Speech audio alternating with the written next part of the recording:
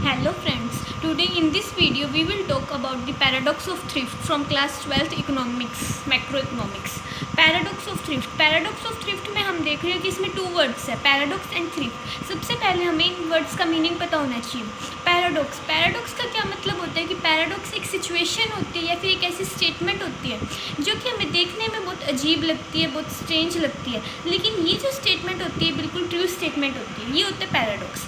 And thrift का मतलब क्या होता है कि थ्रिफ्ट भी एक ऐसी कंडीशन होती है जहाँ पे हम बहुत ही कम कंजम्पशन करते हैं और सेविंग्स ज़्यादा करते हैं, या फिर हम ये कह सकते हैं कि थ्रिफ्ट का मतलब होता है सेविंग्स। अब पैराडॉक्स ऑफ थ्रिफ्ट में सेविंग्स इसका बेस है। सेविंग्स, अब अगर हम देखें एक इंडिविजुअल अगर सेव करे, जैसे फॉर एग्जांपल हम ही अगर सेव करें तो हमारी इनकम बढ़ जाती है, बट अगर एक पूरी इकोनॉमी सेव करना स्टार्ट कर दे तो फिर एक इकोनॉमी के लिए बहुत ही एडवर्स कंडीशन होती है, एक गलत सिचुएशन होती है जिसकी वजह से इसकी जीडीपी पर, डेवलपमेंट पर, ग्रोथ पर डायरेक्ट इफेक्ट पड़ता है। अब हम देखते हैं कि कैसे पड़ता है, क्या है ये पैराडॉक्स। बेस मैंने कहा सेविंग्स है। अगर एक इकोनॉमी में सभी लोग, एक पर्टिकुलर इंडिविजुअल नहीं बट सभी लोग अगर सेविंग्स ज़्यादा कर दें, सेविंग्स अगर ज़्यादा हो जाएगी तो हमें पता है कि इनकम को हम दो जगह स्पेंड करते हैं, दो चीज़ों के लिए स्पेंड करते हैं, या तो उस इनकम को हम सेव करते हैं या फिर कंज्यूम करते हैं। अब अगर सेविंग्स ज़्यादा होगी तो मतलब कि कंजम्पशन एक इकोनॉमी में कम हो रही है। कंजम्पशन कम हो रही है मीन्स कि लोग कंज्यूम कम कर रहे हैं, लोग जो मार्केट में जो डिमांड कर रहे हैं वो कम कर रहे हैं। इसका मतलब उनकी जो मार्केट में डिमांड है वो भी कम है।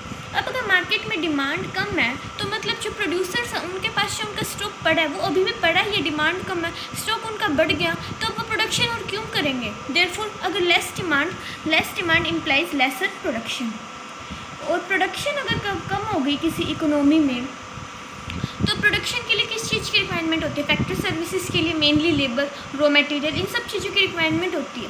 अगर इन सब चीज़ों की प्रोडक्शन कम हो जाएगी तो इनकी रिक्वायरमेंट कम हो जाएगी, लेबर कम हो जाएगा। Less production implies less labour, और अगर लेबर जो काम करने वाले वो ही नहीं होंगे तो मतलब एक इकोनॉमी में अनएम्प्लॉयमेंट बढ़ जाएगी।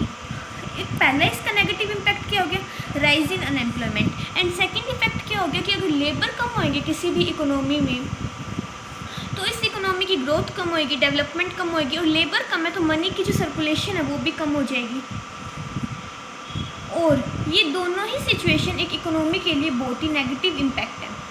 देयरफॉर हम कह सकते हैं कि सेविंग्स का एक इकोनॉमी पे नेगेटिव इम्पैक्ट, अगर ज़्यादा सेविंग्स करने लग जाते हैं तो फिर इससे एक इकोनॉमी जो होती है उसकी ग्रोथ कम हो जाती है, डेवलपमेंट कम हो जाती है, उस पर एडवर्स इम्पैक्ट पड़ता है। अब इसे पैराडॉक्स क्यों कहा गया है, क्योंकि एक इंडिविजुअल के लिए सेविंग्स, अगर एक इंडिविजुअल सेव करे तो फिर उसके लिए बेनिफिटेड है, बट अगर पूरी इकोनॉमी सेव करे तो ये एक एडवर्स कंडीशन है। अब ये कितनी अजीब लग रही है कि एक सेविंग्स एक के लिए अच्छी और एक के लिए बुरी है, लेकिन ये बिल्कुल एक ट्रू स्टेटमेंट है। अब हम इसे डायग्राम के थ्रू समझते हैं। This is the X axis and this is the Y axis, origin. अब सेविंग कर, ये कि यहाँ पे क्या शो कर रहे हैं हम, इनकम, और यहाँ पे सेविंग्स या फिर इन्वेस्टमेंट। अब अगर हम इस डायग्राम में सेविंग कर्व बनाएं तो ये सेविंग कर्व है, investment curve, this saving curve हम रिप्रेजेंट करते हैं ऐसे।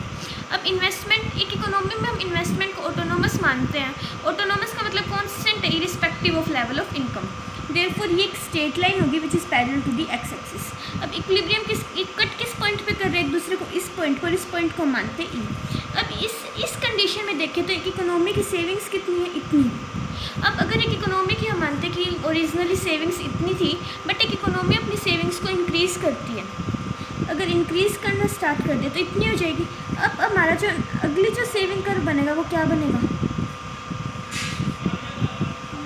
ये बनेगा सेविंग कर्व, इसको हम नाम देते हैं S1। अब ये सेविंग कर्व इन्वेस्टमेंट कर्व को कहाँ पे इंटरसेक्ट कर रहा है, इस पॉइंट पे। देयरफॉर ये क्या हो गया, अब ये इक्विलिब्रियम लेवल हो गया। अब हम ये देख रहे हैं कि एक इकोनॉमी में लोगों ने इतनी से सेविंग्स ज़्यादा कर दी, और अब इनकम का लेवल, पहले एक इकोनॉमी इतना अर्न कर रही थी बट अब एक इकोनॉमी इतना अर्न कर रही है, मतलब इतना जो पोर्शन है इनकम का वो कम हो गया।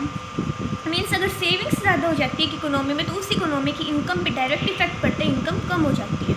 यही हमारा पैराडॉक्स ऑफ थ्रिफ्ट कि अगर एक इंडिविजुअल सेव करता है तो उसकी इनकम यहाँ पे बढ़ रही है, बट अगर एक इकोनॉमी अगर सेव करती है तो उसकी ये जो इनकम है ये कम हो रही है।